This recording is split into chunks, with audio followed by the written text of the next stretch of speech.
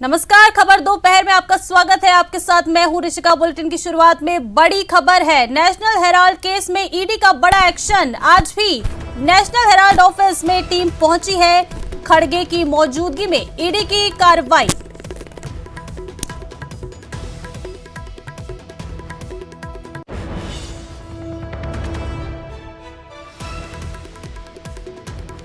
National Herald case में ED का बड़ा एक्शन।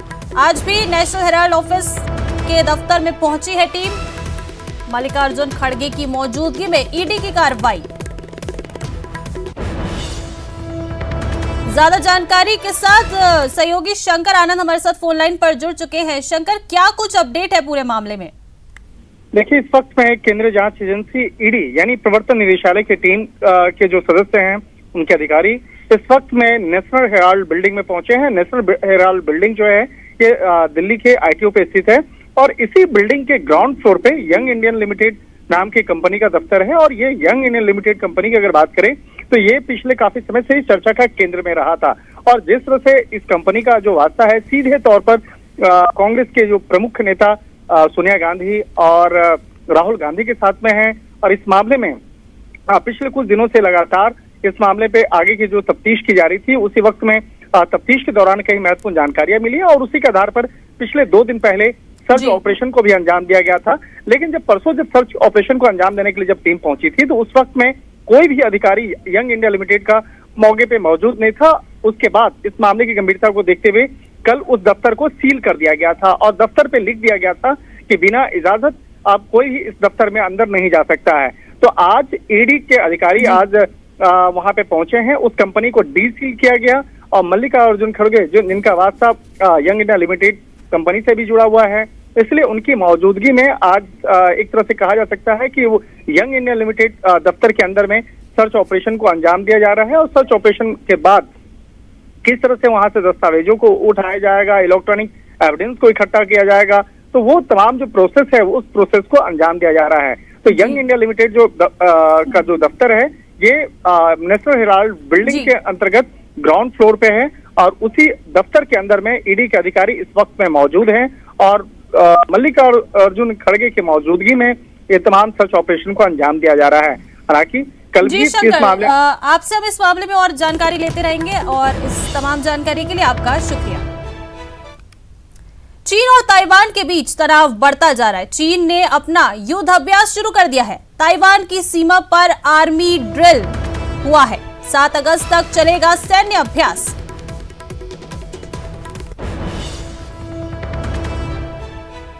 बड़ी खबर आपको बता रहे हैं, चीन और ताइवान के बीच तनाव बढ़ता ही जा रहा है। अब चीन ने युद्ध अभ्यास भी शुरू कर दिया है। ताइवान की सीमा पर आर्मी ड्रिल किया गया। बताया जा रहा है कि 7 अगस्त तक ये सैन्य अभ्यास चलता रहेगा।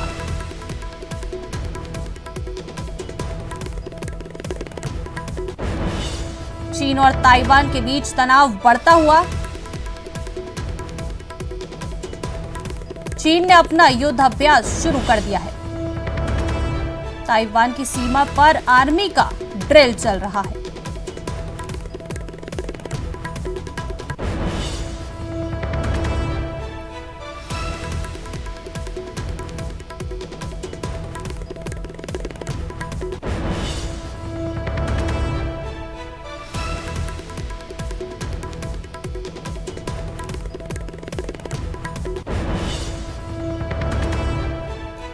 चलिए बढ़ते हैं आगे।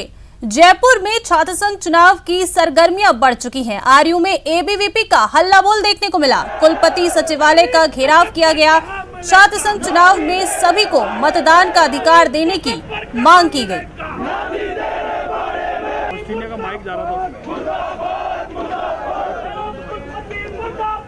बता दें कि छात्र संघ चुनाव की घोषणा होने के बाद से ही सरगर्मियां बढ़ती जा रही हैं। ज्यादा जानकारी के साथ सहयोगी लवली हमारे साथ लाइव जुड़ चुके हैं। लवली, क्या कुछ जानकारी है आपके पास? किस चीज को लेकर ये हल्ला बोल किया जा रहा है? क्यों प्रदर्शन कर रहे हैं ये?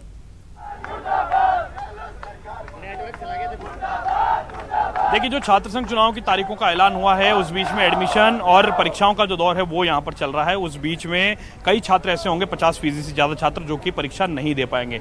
इसी बात को लेकर के वीसी सचिवालय का घेराव करने के लिए छात्र यहाँ पर आए हैं और आप देख सकते हैं कि लोग वीसी सचिवालय में घुसने की कोशिश जो है वो कर रहे हैं, लेकिन दरवाजों को बंद कर दिया गया है। और इन तमाम जो छात्र, जो पदाधिकारी हैं, उनसे भी हम बात करने की कोशिश करेंगे आखिर उनकी मांग क्या है।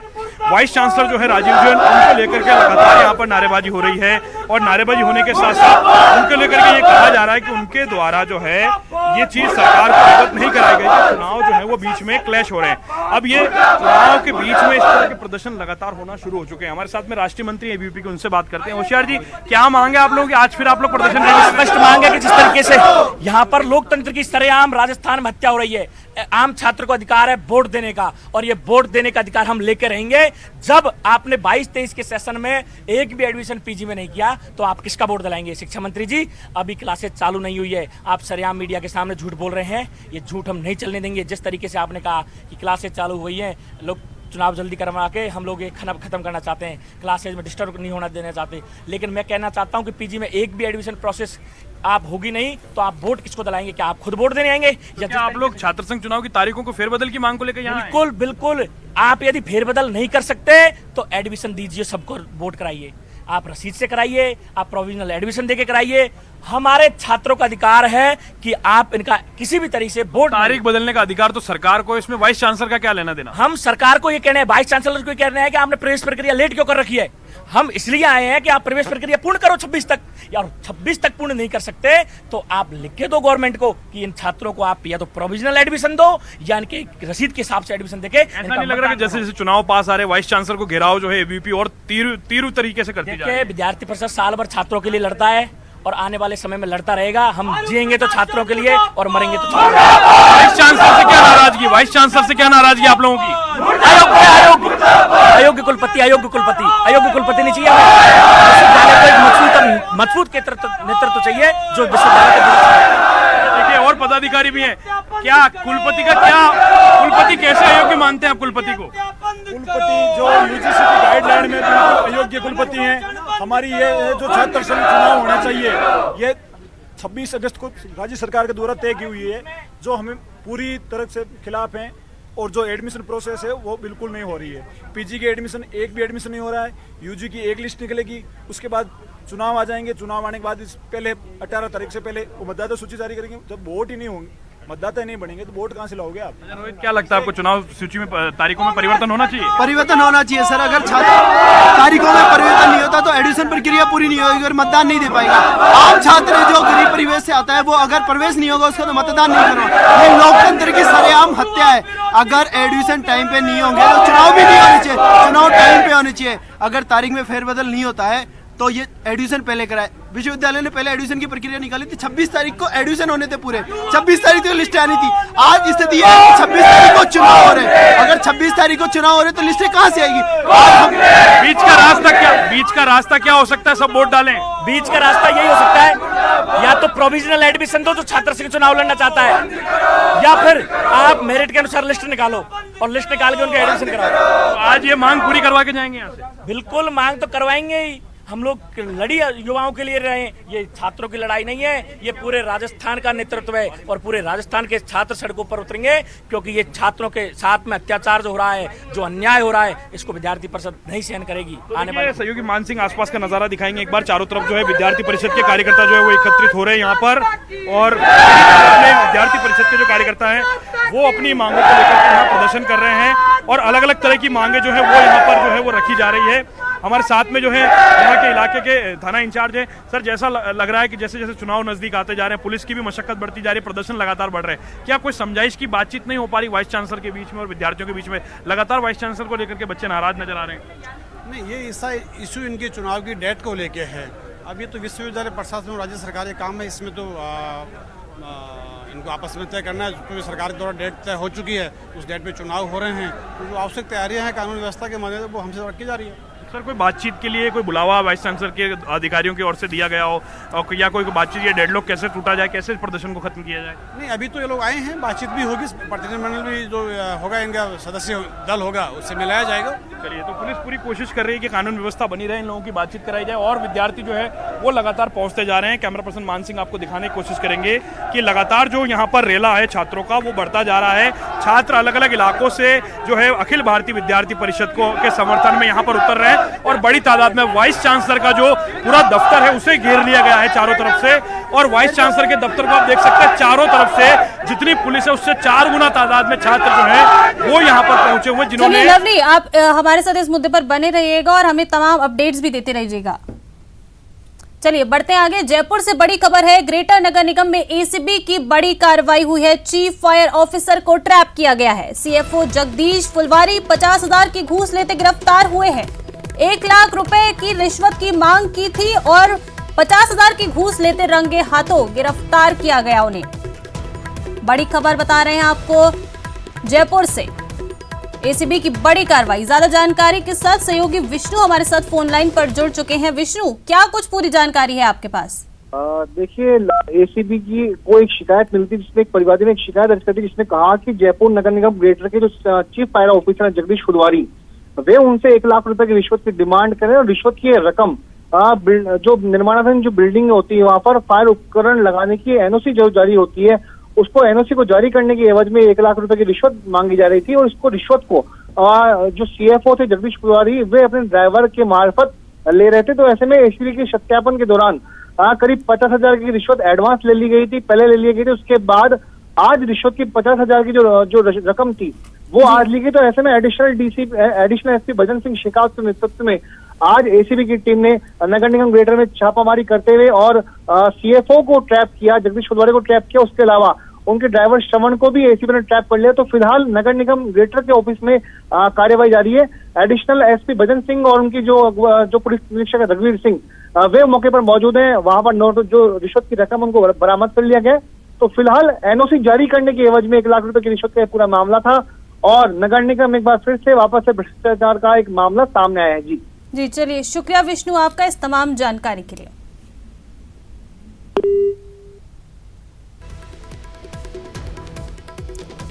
जयपुर से एक खबर बता रहे हैं आपको, जहां एसीबी की बड़ी कार्रवाई देखने को मिली है। ग्रेटर नगर निगम में एसीबी की कार्रवाई।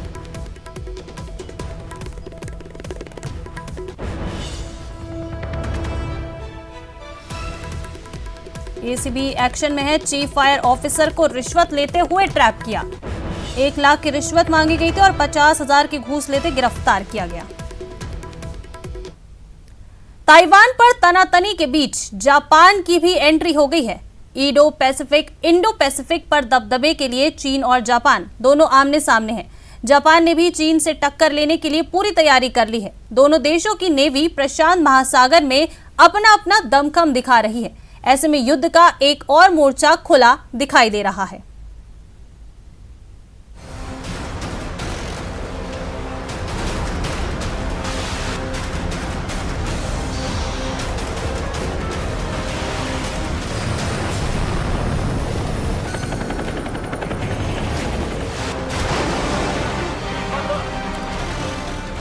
चीन को सबक सिखाने के लिए जापान तैयार।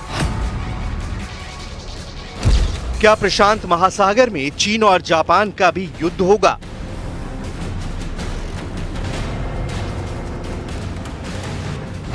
जापान ने खरीदा अमेरिका से घातक हथियार। महासागर में होगा महाविनाश।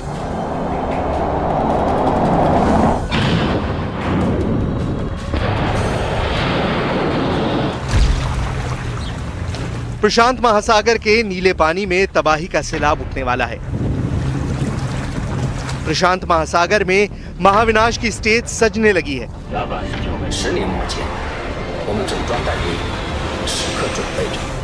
प्रशांत महासागर में चीन की दादागिरी को रोकने के लिए जापान तैयार हो चुका है। प्रशांत महासागर में चीन की दखलंदाजी के चलते उसके कई पड़ोसी देश परेशान हैं। लिहाजा अब ड्रैगन की नकेल कसने के लिए जापान तैयार हो चुका है। चीन को सबक सिखाने के लिए जापान अपनी सैन्य क्षमता को बढ़ाने में जुट गया है।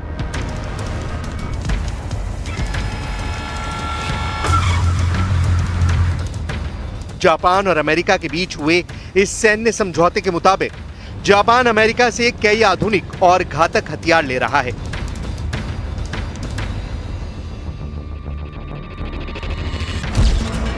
जापान ने अमेरिका के साथ $293 मिलियन यानी 23 अरब रुपए की सिक्योरिटी डील की है। इसमें 150 AMRAAM medium range air to air missile है जो चीन की एयरफोर्स से निपटने में काम आएगी।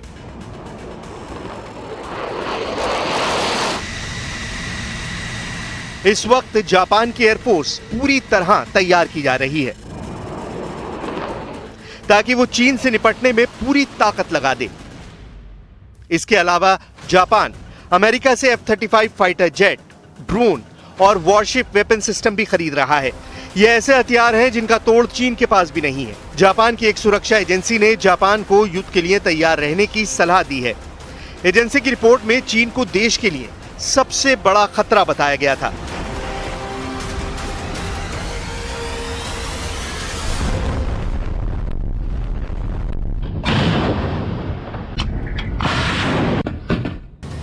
इसलिए दक्षिण चीन सागर के साथ अब जापान के करीब पूर्वी चीन सागर में बड़ी जंग का खतरा मंडराने लगा है। यहाँ भी विवाद की जड़ सिर्फ चीन है।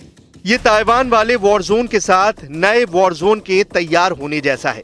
इस वक्त दुनिया की दो और बड़ी ताकत चीन और जापान भी टकराते हुए नजर आ रहे हैं। चीन पहले से ही ताइवान के इलाके में फुफकार रहा है और अमेरिका को लगातार डरा रहा है।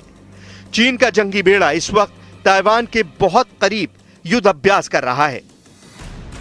जापान और चीन के बीच बड़ा ट्रिगर पॉइंट यूक्रेन में चल रहा युद्ध भी बन सकता है, क्योंकि चीन ने इस मसले पर एक तरह से रूस का विरोध न करके उसका खुला समर्थन किया है और जापान को लगता है कि अगर ताइवान को लेकर युद्ध हुआ तो व्लादिमीर पुतिन भी इसी तरह शी जिनपिंग की हाँ में हाँ मिलाएंगे।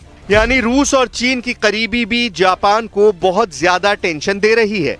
सोलोमन आइलैंड्स और चीन के बीच समझौते ने जापान की फिक्र बढ़ा दी है। सेनकाकू द्वीप पर चीन के दावों से जापान पहले से ही गुस्से में है। इसलिए जापान और चीन के बीच बर्निंग पॉइंट सिर्फ ताइवान ही नहीं, सेनकाकू द्वीप भी बन सकते हैं। ताइवान के उत्तर पूर्व और चीन के पूर्व दिशा में, जबकि जापान के दक्षिण पश्चिम में 8 निर्जन द्वीप हैं। इन्हें सेनकाकू आइलैंड्स के नाम से पूरी दुनिया जानती है। इनका क्षेत्रफल 7 वर्ग किलोमीटर ही है, लेकिन इनकी अहमियत बहुत ज्यादा बन चुकी है। इस द्वीप के आसपास तेल और गैस के भंडार हैं और ये द्वीप शिपिंग लेन से जुड़े हुए हैं। सेनकाकू द्वीप पर जापान का कंट्रोल 1895 से है, लेकिन 1970 में चीन ने इन द्वीप पर दावा करना शुरू कर दिया था। क्योंकि ये मुकाबला ऐसा होगा जिसमें चीन के साथ रूस उतर सकता है, तो ताइवान के साथ जापान और अमेरिका भी नजर आएगा। इन सब देशों से अलग उत्तर कोरिया का तो हमने जिक्र किया ही नहीं, जो अक्सर अपना मिसाइल टेस्ट जापान के आसपास ही करता रहता है और जापान और चीन के युद्ध में किम जोंग भी चीन का ही साथ देगा। इसलिए एशिया में युद्ध का ये वाला थिएटर बहुत ज्यादा भयंकर हमलों का गवाह बन सकता है। अगर ऐसा हुआ तो ये इलाका वेस्ट एशिया और पश्चिमी यूरोप से भी ज्यादा खतरनाक रीजन में तब्दील हो जाएगा। इन सब बातों को देखते हुए जापान ने अपनी ताकत बढ़ाने पर जोर देना शुरू कर दिया है। ताइवान को लेकर अगर कोई युद्ध होता है तो इसमें जापान को एक सख्त रुख लेना पड़ सकता है, जिसका अंजाम इस युद्ध में उसका शामिल होना भी हो सकता है। अगर ऐसा हुआ तो दक्षिण चीन सागर के साथ पूर्वी चीन सागर दोनों युद्ध से जलने लगेंगे और इसमें सिर्फ जापान और चीन ही नहीं, कई देश शामिल हो जाएंगे।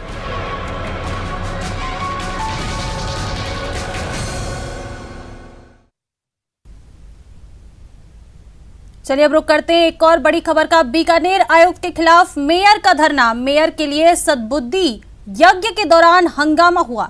धरने के खिलाफ कुछ युवक यज्ञ पर बैठे। युवक से मारपीट कर यज्ञ सामग्री फेंकी गई। युवक ने मेयर के पति के भाई पर आरोप लगाए। पीड़ित ने पुलिस में मामला दर्ज करवाने की बात कही है। बता दें कि मेयर ने युवक के सभी आरोपों को नकारा है। बड़ी खबर आपको बता रहे हैं बीकानेर से, जहां आयुक्त के खिलाफ मेयर का धरना जारी था और मेयर के लिए सद्बुद्धि यज्ञ के दौरान हंगामा हुआ। धरने के खिलाफ कुछ युवक यज्ञ पर बैठे। युवक से मारपीट कर यज्ञ सामग्री फेंकी गई। सर, हम शांतिपूर्ण तरीके से इनके महापौर के लिए सद्बुद्धि यज्ञ कर रहे थे। हमने परमिशन ली थी, हम 5 आदमी हम सद्बुद्धि यज्ञ करेंगे। सद्बुद्धि यज्ञ करने का कारण था ये जो आज अनिश्चितकालीन धरने पर बैठे हैं महापौर, पर्टिकुलर एक नगर निगम आयुक्त को लेकर कि पट्टे नहीं बन रहे, वो नहीं बन रहे। महापौर खुद पट्टे रोकती है, गंगाशहर में भी खूब पट्टे बन रहे हैं। इनके आने के बाद काम चालू है। हमने इसलिए सद्बुद्धि यज्ञ हमने किया। और मीडिया से वार्ता करते वक्त जैसे ही मीडिया से वार्ता करके हम हटे, तभी इनके जो साथी है, इनके जो छोटा भाई है विक्रम सिंह का, वो आ गए और हमें हमारे साथी को मारने लगे और हमने वहाँ से मैं जान बचा के निकल के आया हूँ।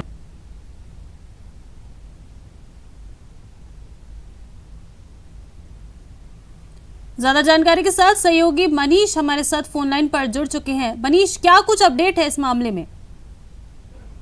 रिश्ता बताना चाहूंगा, नगर निगम आयुक्त और जो मेयर हैं बीकानेर की, उन दोनों के बीच की लड़ाई अब सड़क तक आ चुकी है। मेयर साहिब आज सुबह 11:30 बजे से ही जिला कलेक्टर कार्यालय के सामने धरने पर बैठे हैं। वहीं पर मेयर की सद्बुद्धि के लिए कुछ युवक जो हैं धरना स्थल के पास में ही सद्बुद्धि यज्ञ करने लग जाते हैं और उसके बाद में कुछ युवक जो है गाड़ी में भरकर आते हैं और उनके सामग्री रहती है यज्ञ की, उसको फेंक देते हैं और युवक से मारपीट की जाती है। उनको वहां से भगा दिया जाता है। उसके बाद में जो युवक हैं वो एसडीएम कार्यालय की तरफ पहुंचता है और वहां पर वो अपने चोट के निशान दिखाते हुए सीधे सीधे आरोप लगाता है जो मेयर हैं उनके देवर पर कि उनके साथ में कुछ युवक आए और जब वो सद्बुद्धि यज्ञ कर रहे थे तो उनके साथ में मारपीट की गई, उनको वहां से भगा दिया गया। वहीं जब हमने इस मसले पर मेयर से बात की तो मेयर सुशीला कंवर राजपुरोहित का कहना था कि वो सुबह 11:30 बजे से ही धरने पर बैठी हुई है कलेक्टर कार्यालय के सामने। सुबह से उनकी यहाँ पर मौजूदगी है। उनके पति उनके साथ में वो बीजेपी के जो पार्षद है वो यहाँ पर मौजूद हैं। वो यहाँ धरना स्थल से कहीं गई नहीं है। तो जो युवक के आरोप हैं वो पूरी तरह से सरासर बेबुनियाद है। लेकिन निश्चित तौर पर कहीं ना कहीं पर जो इस तरह का पूरा घटनाक्रम रहा है ये काफी एक तरह से वो हो चुका है कि एक तरफ मेयर का धरना जारी है, वहीं पर मेयर जो है आयुक्त पर आरोप लगा रही है। तो आयुक्त ने भी साफ कहा है अगर मेयर के आरोपों में दम है तो वो इनको साबित करके दिखाए कि वो मंत्री बीडी कल्ला के आदेशों पर, उनके निर्देशों पर काम कर रहे हैं। अगर मेयर ने कोई आरोप भी लगाए तो उनको पहले साबित करके दिखाए।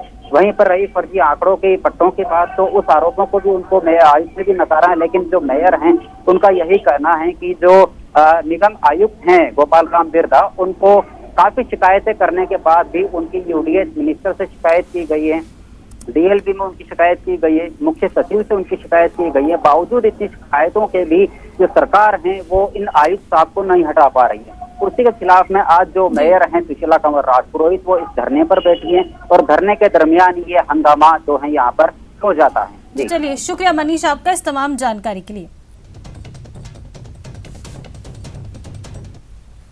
तो चलिए फिलहाल इतना ही, नमस्कार।